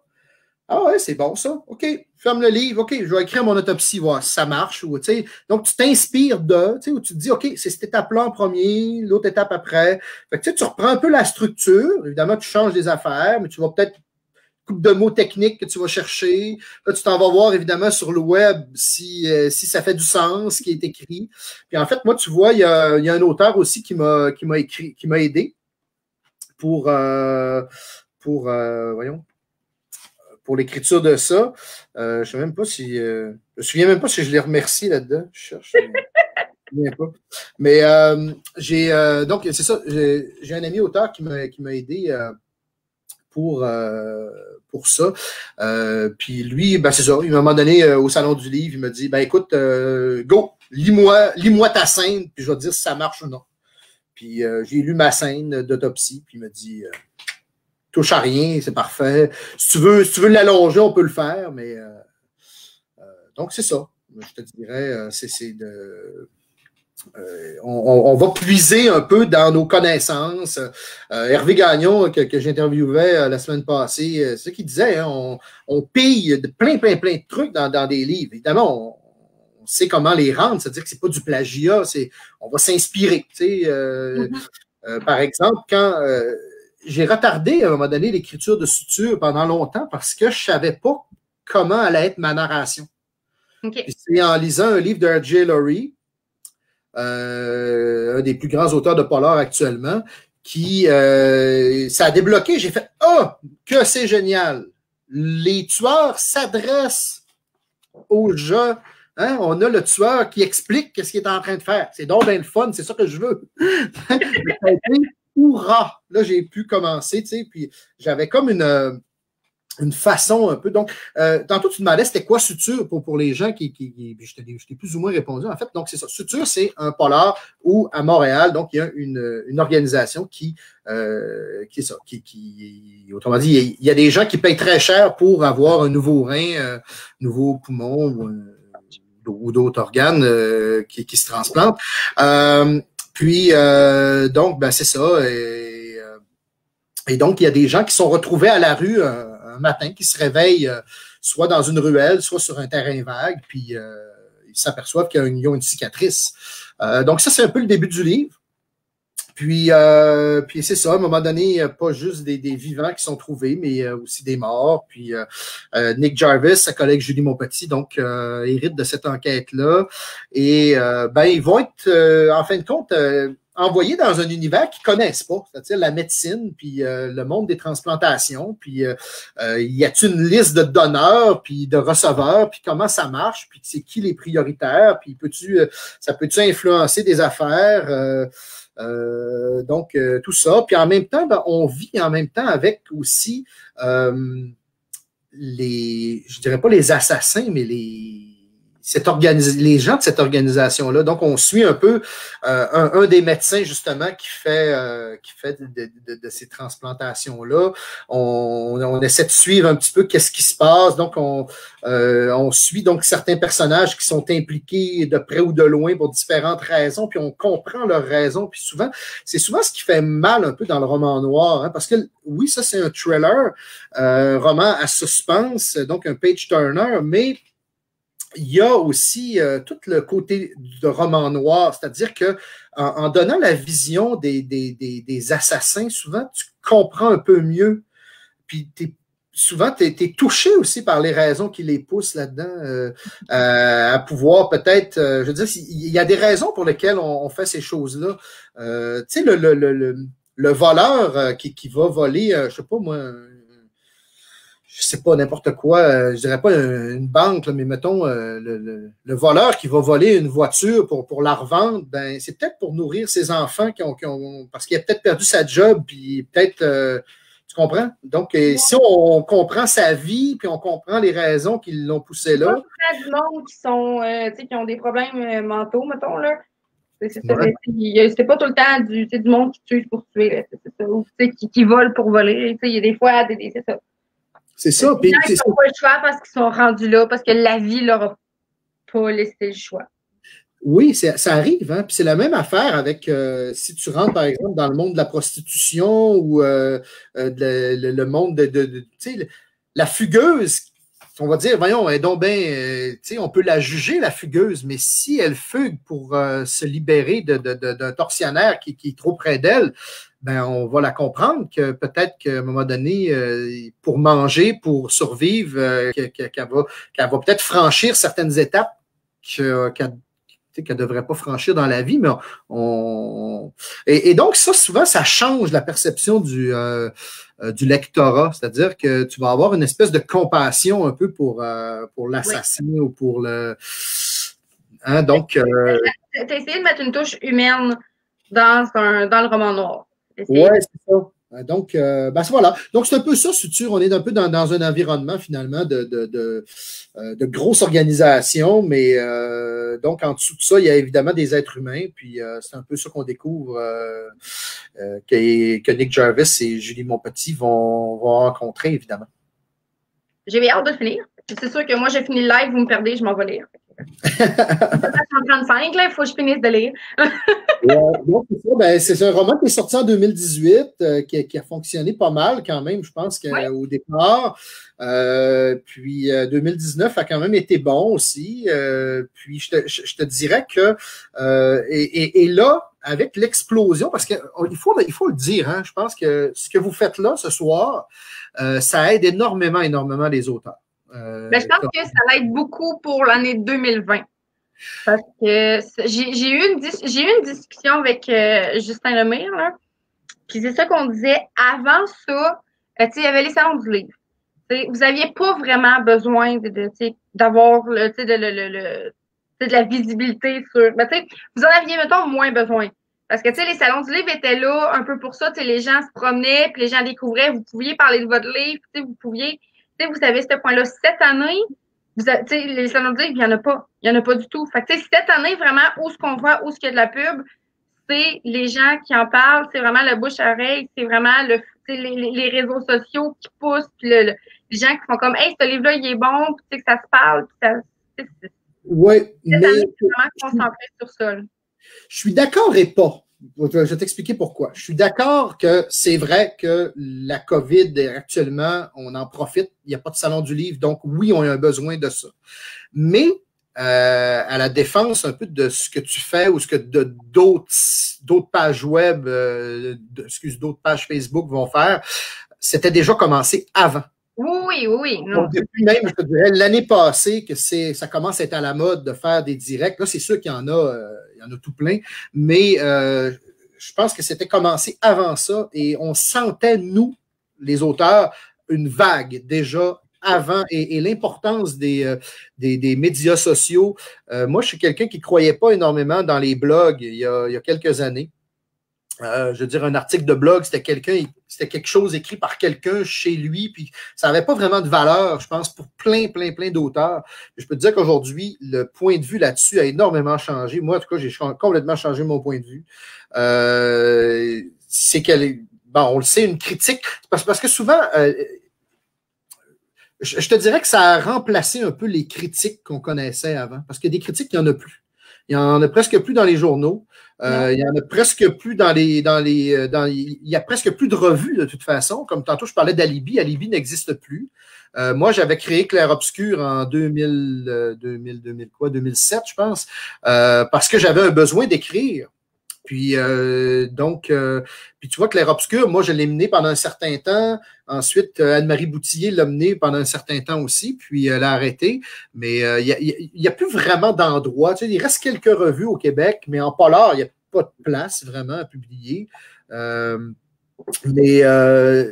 Et tout ça a été remplacé par les pages Facebook, comme les vôtres, par exemple, qui sont devenues, en fait, c'est ça, les gens font du bouche-à-oreille là-dessus. Même si dans le temps, les blogs avaient un peu ce rôle-là, aujourd'hui, c'est beaucoup plus fort.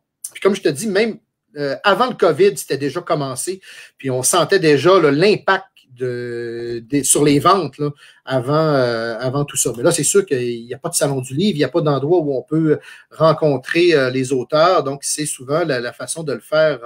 Mais je pense que ça va rester parce que le contact peut se faire à...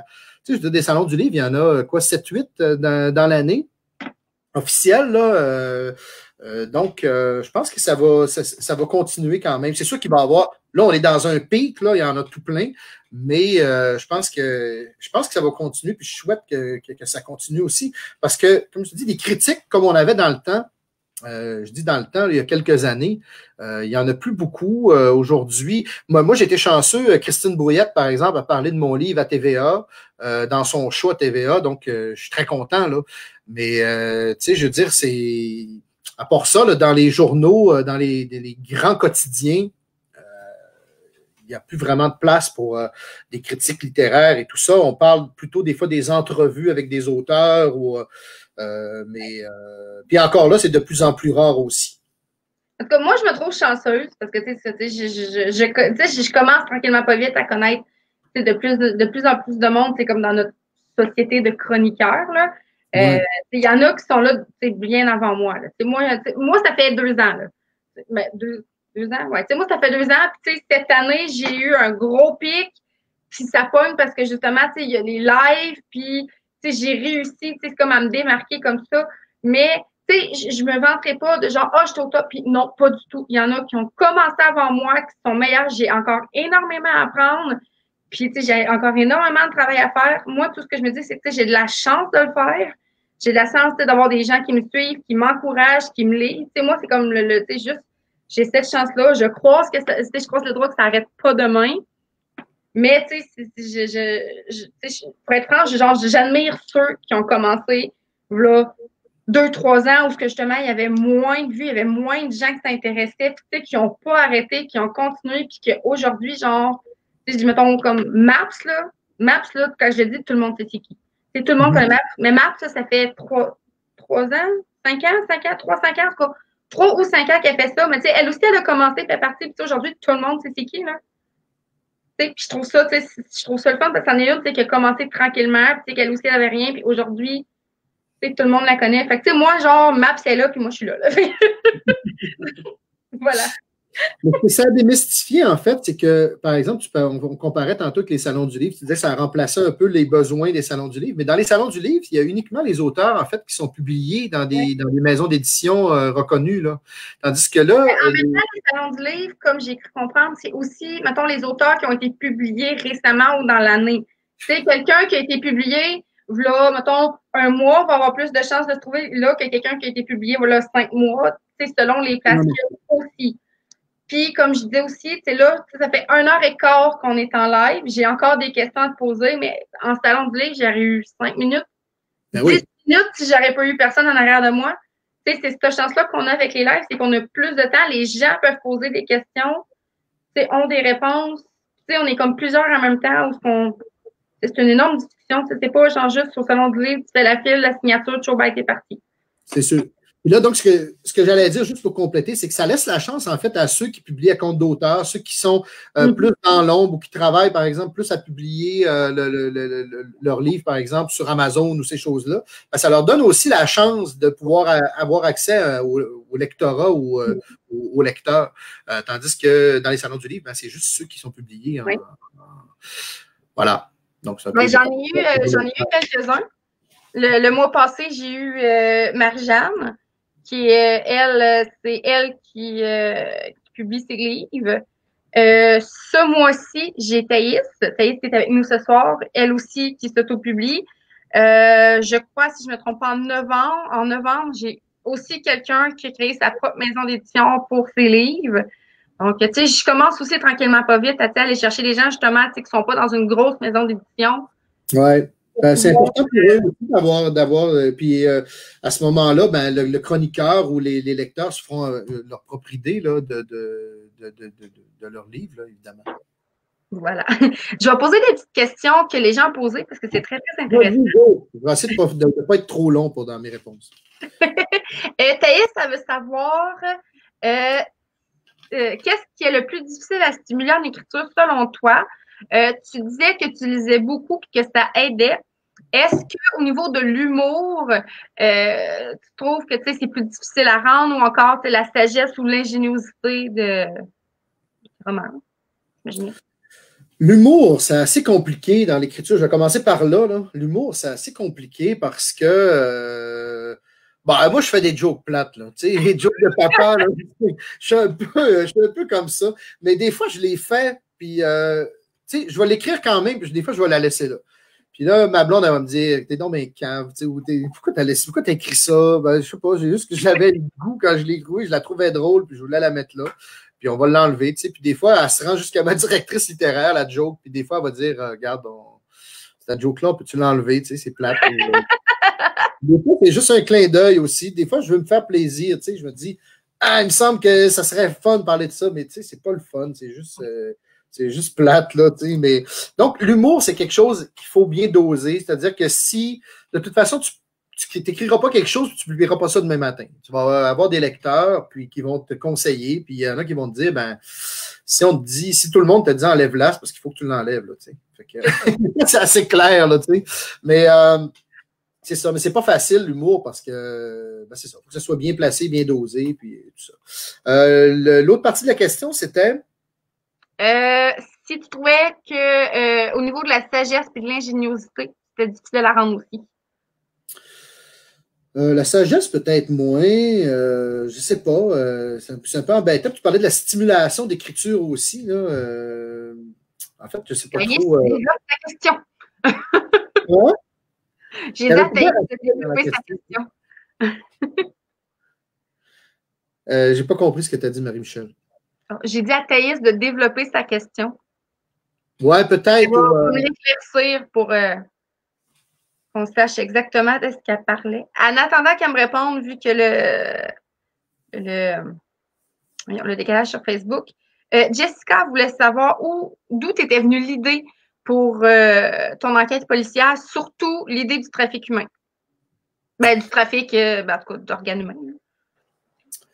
Ben, en fait, moi, j'ai lu beaucoup de polars à une certaine époque, là, surtout quand je chroniquais pour Alibi ou pour Clair Obscur. Puis, donc, c'est ça, à un moment donné, je me suis dit, tiens, je sais pas, j'ai peut-être lu un livre qui parlait de ça, puis il y avait un personnage de clochard qui se développait dans ma tête, puis j'avais vu des clochards aussi dans d'autres livres, je me disais, bon, faut pas... Je trouvais super intéressant, là, entre autres, dans un livre de Thierry Jonquet qui s'appelle Mon Vieux, qui est un livre extraordinaire. Chez Christian Roux aussi, par exemple, dans Braquage. Et donc, je voulais utiliser le clochard aussi. Puis donc, c'est un peu comme ça, je te dirais, que ça a commencé avec ça. Puis puis à un moment donné, j'avais vu un livre sur le trafic, où j'avais vu le trafic humain, puis je me disais, ah, c'est drôle, le trafic humain au Québec, ça se passe souvent à l'étranger, où les gens partent, puis ils vont se le faire à l'étranger.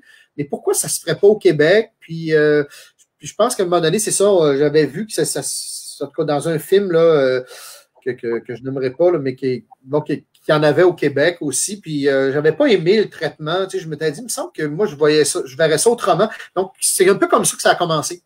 J'ai commencé avec l'idée du trafic humain, puis j'ai comme placé des personnages tranquillement sur papier, puis j'ai écrit une scène, puis j'en ai écrit d'autres, puis des scènes probablement qui n'ont peut-être même pas servi à l'écriture, là, mais ou qui ne sont pas dans le roman.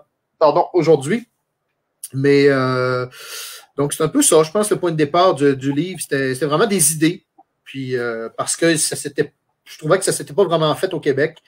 Même si les gens me disaient, ouais, mais Jean-Jacques Pelletier, c'est du trafic international. Là, on n'est pas à Montréal. Là. C'est ça, c'est pas concentré dans le ici, là, dans le. Exact. Voilà. Ça pourrait pas dire. Je vais continuer mes questions. Oui. Parce que ça fait quand même 1h20 qu'on est en live. J'en ai encore quelques autres. Je vais faire des réponses rapides. Quelques autres. Vas-y, je vais avec des réponses rapides. J'essaie de trouver ma phrase, puis je suis en train de me dire que je ne sais pas comment dire ma phrase. Ça ne marche pas bien.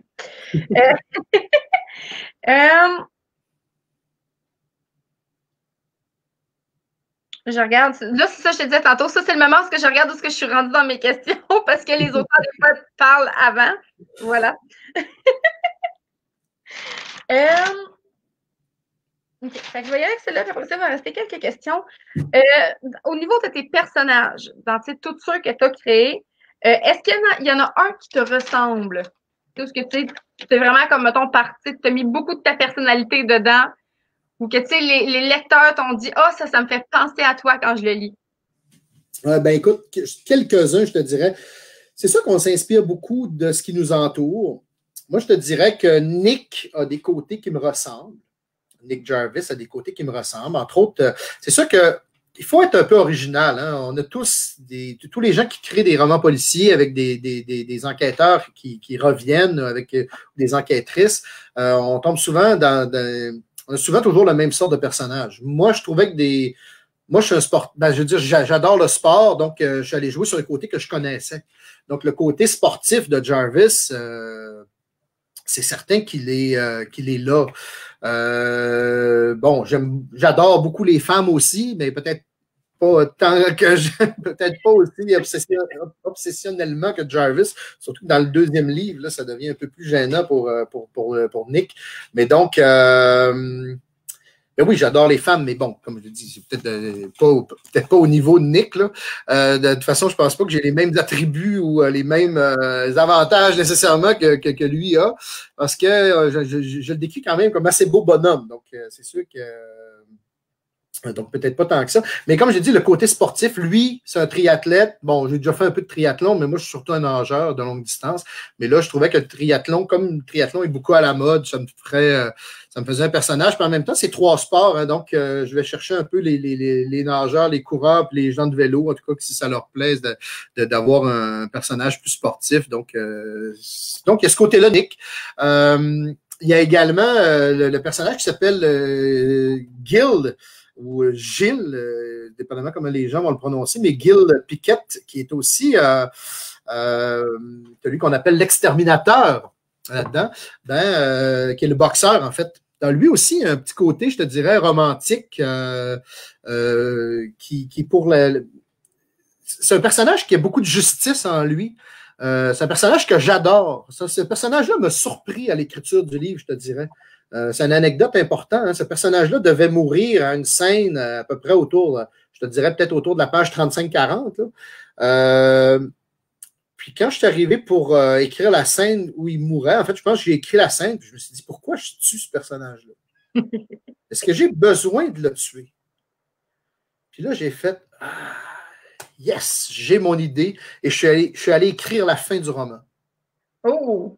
Ouais. Et donc, ça a été un personnage important, ça, Gil Pickett, mon boxeur, qu'on va sûrement revoir à un moment donné parce que j'ai trop d'affinité avec lui. Pas nécessairement que je n'ai jamais fait de boxe de ma vie, donc tu vois qu'il y a des... Mais je te dirais que sa personnalité, c'est peut-être pas mal plus proche de moi que de Nick, par exemple, dont je parlais tantôt. Nick a un côté sportif que oui, j'ai sûrement, mais pour le reste, Nick, c'est pas moi, là, tu sais... Puis surtout que Nick, je l'ai imaginé, moi, comme dans la peau de... Tu sais, je veux dire, quand j'écrivais Nick, j'avais une image. Je savais que c'était mon image, moi, c'était Live Schreiber. Je ne sais pas si vous connaissez l'acteur Live Schreiber. Non, ça vous dit rien? C'est connu. Je vois les mots, les noms, là. L-I-E-V, Live. L-I-E-V, Schreiber. En tout cas, je ne sais pas si tu cherches, c'est ça que tu es en train de chercher. Mais donc, pour moi, Nick avait un peu cette gueule-là. Ben, c'est sûr que le Schreiber a quand même plusieurs gueules différentes. Là. Mais un peu la gueule. Oui. C'est Ray Donovan. En fait, Nick, c'est un peu l'image de Ray Donovan à quelque part. Moi, en tout cas, c'était l'image que je me faisais de lui à une certaine époque, quand j'ai écrit le bouquin. Mais je te dirais que Gil... C'est vraiment d'acteur d'un film que quand tu vois apparaître, tu sais qu'il ne faut pas que tu t'ostines avec. Oui, c'est ça. Non, il est assez ouais. Puis, donc, c'est ça. Je te dirais que Gil Pickett, au niveau de la personnalité, de sa justice, c'est un personnage qui est juste, je pense, puis honnête. Et il y a une belle histoire d'amour là-dedans, justement, Gil Pickett aussi, qui est assez intéressante. Puis, comme je te dis, c'est un personnage qu'on va éventuellement revoir bientôt. Mais c'est ça, là, parlant du tome 2. Oui. Jessica, c'est ça, ça fait quelques fois qu'elle me la pose. Je m'en allais là. Quand est-ce que le tome 2 s'en vient? Là, tu as dit que tu es en écriture. Là, on sait que c'est le prochain, mais tu sais, bon, je me doute bien que l'on arrive fin 2020. Fait que c'est sûr que ça sera probablement pas d'ici décembre. Ah, non. Tu prévois 2021 ou 2022, mettons? Écoute, le roman, je devais le livrer. Écoute, je ne sais plus quelle date on est tombé en COVID, là, mais c'est un mardi que tout est fermé. Hein? Le 15. Ouais. Ben, écoute, le 14. Le lundi 14, j'ai envoyé mon manuscrit à ma directrice littéraire. Elle en avait déjà lu une partie à l'automne, une autre partie en janvier. Puis là, elle m'a dit, écoute, tu me finis ça pour le 14. Puis le 14, j'ai envoyé. Puis le 15, elle m'a écrit, elle dit, bon, ben on ferme. Ça fait que la maison d'édition ferme pendant un petit bout. Donc, je te redonne des nouvelles plus tard. Continue à avancer un peu le bouquin. Parce qu'il était un petit peu court.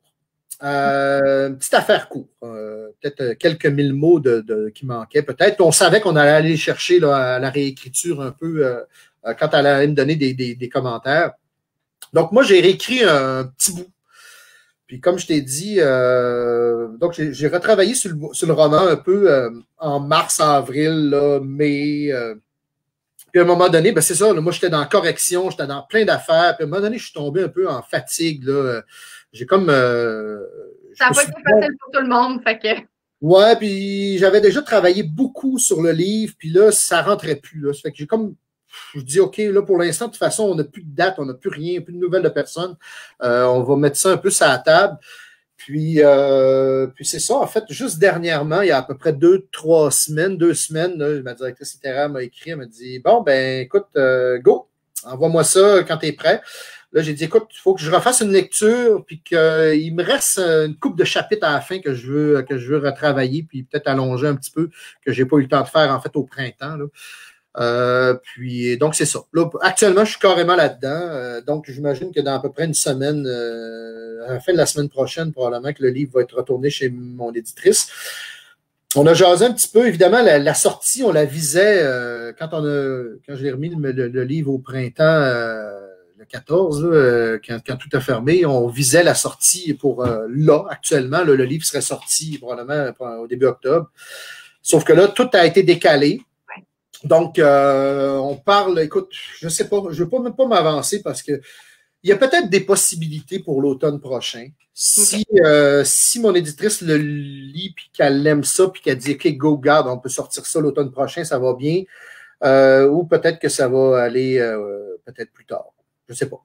Je peux pas vraiment m'avancer à sa place non plus. Ce que je te dirais, c'est qu'actuellement, il y a peut-être des possibilités pour l'automne prochain. On garde en tête qu'il y a un site sur deux qui s'en vient. Oui, parce que je sais qu'on m'a dit que pour le printemps, on n'y pensait pas. C'est tout ce qui devait sortir probablement cet automne qui est rendu au printemps. Donc, c'est ça. Oui, un site sur deux qui est prêt. Le manuscrit est là. Je ne peux même pas te donner de titre. C'est plate, hein? J'ai des titres qui ne sont pas bons. Je ne les aime pas, mes titres. Écoute, je ne sais pas quoi faire avec ça, sérieusement. Normalement, j'ai toujours des titres de travail. Comme suture, au début, ça s'appelait Cicatrice. Il s'est appelé Cicatrice pendant longtemps, avant que je sorte plein d'autres affaires. Là, tu vois, écoute, regarde, je vais quand même peut-être vous donner un titre, mais ça ne sera probablement pas le bon titre. Si tu veux, je ne sais même pas. Écoute, je ne sais même pas. C'est pas grave, c'est correct que tu n'aies pas le titre, ça va. J'ai un titre, là. C'est Le corps défendu. Mais je ne sais pas, ça sera pas ça, là, mais tu vois, j'ai un titre qui s'appelle Misogyne. Jessica fait dire fais-moi lire, elle va t'aider à trouver un titre, elle. Ouais, j'imagine. Mais ouais, c'est ça, tu vois, j'ai Misogyne comme titre aussi, parce qu'en fait, dans ce bouquin-là, qui est là, donc, c'est ça, j'ai quelques titres qui sont écrits, mais ils ne sont pas bons. C'est pas des titres, c'est des titres de travail, je te dirais. Mais c'est Nick Jarvis. Là, c'est ça, je ne vais pas trop vendre de punch, mais ça finit pas très bien. Hein, dans Suture, Nick prend un petit congé un peu forcé à la fin. Pas forcé, mais bref. Bref, il se prend un petit congé personnel. Puis là-dedans, il est ramené un peu de force, ou un petit peu brusquement, en tout cas, dans l'action. Brusqué. Pour aider, ouais, parce que Julie, c'est ça, il y a des choses qui sont qui sont arrivées, puis Julie est sur une enquête, puis bref, elle va chercher Nick pour qu'il revienne. Et donc, je ne sais pas où est-ce que j'allais avec ça. Oui, c'est ça. Et donc, c'est en fait des mannequins, des femmes, des mannequins qui sont assassinés à Montréal. Et ils sont donc, on rentre un peu donc dans le domaine de la mode, des agences d'artistes, des catwalks, un peu de toutes sortes d'affaires. Donc, on rentre un peu dans le domaine de la mode. Donc, je pense que c'est peut-être un roman un peu fille, à quelque part. Mon côté fille, un peu, qui est sorti, parce que moi, j'adore la mode. Je ne suis pas quelqu'un qui s'habille très, très bien, parce que bon, je n'ai pas de sous non plus pour m'acheter des trucs de designer. Mais je suis quelqu'un. Tu me parles, moi, le seul mot qui me vient en tête, c'est parade. Ah ouais? Je t'écoute parler, puis juste parade. Parce que c'est des mannequins qui paradent sur le podium, là. J'avais à un moment donné, le premier titre de ce livre-là, puis mon éditrice l'a détesté, c'était Parade de moche. Ouais. Parce qu'en fait, l'assassin les décapitait, en fait. Et donc, c'était parade de moche, parade de mode. Il y avait comme une espèce de jeu de mots plate. Elle m'a dit, écoute, ça n'a aucun bon sens dans ton affaire. C'est pas drôle, c'est pas un bon titre, pas en tout. Fait que, donc, c'est ça. Donc, parfois, je trouve que j'ai des livres avec des beaux titres, mais là, je réussis pas à trouver. Mais à un moment donné, je sais que je vais trouver le bon titre, puis que ça va être le fun. Mais parade de moche, on va oublier ça, c'est pas bon. Je pense pas. Propose parade de chiffon. Parade de chiffon, ouais. Il y a déjà beaucoup de chiffon, je pense. Donc, c'est ça. Faut pas être trop proche non plus de ce que les autres écrivent, mais voilà, je ne sais pas si ça sera parade ou quelque chose. Ça sera une belle découverte. Ouais, c'est ça. Mais donc, on est dans le domaine de la mode et des assassins, d'un assassin. Et là, on est avec un tueur en série dans le prochain livre. Ah, tu vois, je suis en train de me dire à qu'est-ce que ça me fait penser. Puis là, tu me racontes ça, puis là, l'histoire, comme mettons, en bref, là, c'est sûr que c'est pas aussi dramatique, là. Mais ça me fait penser au film avec Sandra Bullock, là, Miss Personnalité belle et dangereuse, là, armée et dangereuse, quelque chose de même. Ouais. Ça m'excusez, mon cerveau, il est parti. Là. Et c'est quand même plus une comédie, ça, je pense, ce film-là, ouais. C'est pour ça que je dis que ça fait pas pantoute. Moi, j'ai juste comme mixé les mots dans ma tête. J'ai fait comme OK, podium, puis fait que. Voilà. Ouais, puis des fois, ça fait pas non plus. Comme tu vois, tu dis podium, là, mais tu sais, tu vois, peut-être que ça, à un moment donné, ça aurait été un de mes titres podium. J'avais pensé aussi à un moment donné juste à Catwalk. Puis là, mon éditeur, ça m'a dit, ben là, c'est parce que le titre est en anglais. Parce que, tu sais, suture, c'est juste un mot. Oui. Au début, je me disais, ça va être juste tous les romans de Jarvis, ça va être un mot. Puis, j'avais proposé ça. Ben, c'est ça, ça avait, comme je te dis, j'avais Parade de moche, mais bon, c'était plus dans ma tête, là, tu sais. Puis, Catwalk, moi, j'adorais ça, ce nom-là. Puis, elle m'a dit, ouais, mais le titre est en anglais, ça fait qu'il va peut-être être même, les gens ne l'achèteront pas parce qu'ils vont penser que c'est en anglais. Ou, Ouais. Fait que, tu sais, là, on était un peu pognés avec ça. Ça fait que là, j'ai cherché plein d'autres affaires. Ça fait que je ne sais plus, sérieusement, je suis un peu mélangé. Puis, mais à un moment donné... niaiseux, là. Ça a l'air peut-être niaiseux, là. Mais, je lance en fait, tu fais ce que tu veux, là. Mais je sais qu'il y a des auteurs que quand ils n'ont pas d'idée, ils lâchent des calls sur Facebook, juste, hey, j'aurais besoin, tu sais, des fois, là, même si tu les prends pas, il y a peut-être de quoi qui va te faire penser à quelque chose. Ouais. Puis, tu vois, là, on en a sorti comme 4-5 en 5 minutes, là. Fait que, ouais. Juste des idées, genre, de... Ouais. Ah, j'aime donc bien ça. Thaïs qui dit, on est plus dans la haute suture. J'avoue que ça, je l'aime bien. Oui, bon, oui, écoute, effectivement, haute suture, c'est excellent. Ouais. Je vais y aller avec mes... Voilà, haute suture, ça vient de faire l'unanimité. Je vais y aller avec ma dernière question. Oui. Donc, si vous avez d'autres questions, gênez-vous pas, allez-y. Allez-y. On est là pour ça. Hein? Oui, ben c'est ça, oui, on est là pour ça, mais c'est ça. Avant de poser ma question, je leur laisse tout le temps, vu qu'il y a un décalage, là, pour pas qu'après ça, on attende 15 minutes. Puis, go, vas-y. Ça, c'est vraiment comme ma question, genre à 1000$. OK. Peu importe le style, peu importe le genre, OK? Arrête-toi pas seul, ça, c'est genre des questions, on s'en fout. OK. Si tu me dirais, Marie, ça n'a pas le droit d'être chrétien. Marie, tu as un livre à lire une fois dans ta vie. Dans ta vie, il faut absolument que tu lises ce livre-là. C'est lequel? Lequel que je devrais lire absolument dans ma vie? C'est la question. Parce qu'il y a tellement de sortes de livres, tu sais, si c'est juste pour te divertir ou c'est vraiment un livre pour... c'est pas quoi dire. C'est vraiment comme un livre qui t'a marqué, qui t'a marqué. Mettons un livre que tu as adoré lire, que tu t'en souviens, que tu lis plein de fois, ou vraiment un livre qui t'a marqué, qui t'a apporté quelque chose. Peu importe, il n'y a pas de... Ben écoute, un livre que j'ai lu souvent à une certaine période de ma vie, je l'ai lu plusieurs fois. À un moment donné, je le lisais presque une fois par année, c'est L'étranger d'Albert Camus. L'étranger de? L'étranger d'Albert Camus. C'est pas un polar du tout, ben quoique. Ouais, presque, mais on est vraiment dans la grande littérature. Là, quand on a fait le passage en l'an 2000, la majorité des critiques littéraires disaient que c'était probablement le roman du 20e siècle. Là. Donc, c'est un grand bouquin là, qui est tout petit, qui fait à peu près 140 pages. Là. Mais, ouais, c'est intéressant. Écoute, moi, je pense que, je te dirais L'étranger. Mais j'en ai déjà entendu parler, là, parce que, ça m'est pas, l'auteur m'est pas inconnu. Oui, on est en littérature, évidemment, générale, là, non pas... donc, c'est un roman philosophique. Ouais. Non. Pardon, je dirais L'étranger parce que on dirait qu'à chaque fois que je le relisais, j'apprenais des choses ou je comprenais le livre différemment. Puis ça me plaisait beaucoup. Ça veut dire que c'est un livre qui a énormément de substance, qu'on peut prendre à plusieurs degrés, qu'on peut... je pense que c'est un grand livre. Mais écoute, j'aurais pu te nommer plein d'autres affaires, là, mais je te dirais L'étranger. Mais bon, on est dans la littérature un peu sérieuse. Hein? On n'est pas dans la littérature de genre.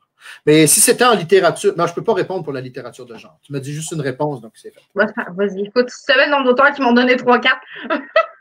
Ben, écoute, moi, mon polar préféré, c'est un roman de Georges-Jean Arnaud, de Gégé Arnaud, qui s'appelle Le Coucou. Donc, qui est peut-être assez dur à trouver, mais qui a été réédité souvent, mais il l'est actuellement, mais je pense uniquement en numérique. Okay. Mais Le Coucou de Georges-Jean Arnaud, c'est un petit bijou de livre là, que j'ai beaucoup, beaucoup, beaucoup aimé. Ouais, non, pas. J'ai marqué Le Coucou, c'est sûr qu'évidemment, le premier qui me sort, c'est Vol au-dessus du coucou. Là. Ah oui. Ça aussi, je me suis procuré, je me suis dit que c'était un livre que j'avais peut-être lire une fois dans ma vie. Arnaud. Gégé Arnaud. Je regarde voir si. Gégé Arnaud, qui est mort, qui est décédé cette année, en fait, que moi, j'ai eu la chance de rencontrer. C'est l'auteur sur lequel je faisais mon doctorat, quand j'ai commencé mon doctorat, que je n'ai pas terminé, mais j'ai eu bien du fun, en fait. Puis, donc, c'est ça. J'ai rencontré Arnaud chez lui. Il m'a reçu chez lui pendant 3 jours. Sur le site du libraire, il n'est pas. Non, je pense pas que tu vas le trouver là. Tu vas plus le trouver. En le googlant, tu le trouverais probablement sur le site qu'il distribue en France. Mais je pense qu'on peut l'acheter uniquement en numérique actuellement. Peut-être. Ouais, je pense que oui. On googlera ça. Bon. Je pense que les gens n'ont pas de questions, parce qu'il n'y a pas personne qui en a posé. Donc, mais il y en a quand même beaucoup ce soir. Je suis vraiment contente de la participation des gens encore une fois. Donc, sur ce. On avait quelqu'un tantôt qui avait une question, mais est-ce que tu peux me la relire, sa question? Ah oui, la question de Thaïs. Oui, mais dans le fond, finalement, c'est moi que j'ai vraiment très mal compris sa question. Là, je me suis cassé la tête pour rien. En fait, elle voulait juste savoir qu'est-ce que tu trouvais qui était le plus difficile à rendre dans un livre.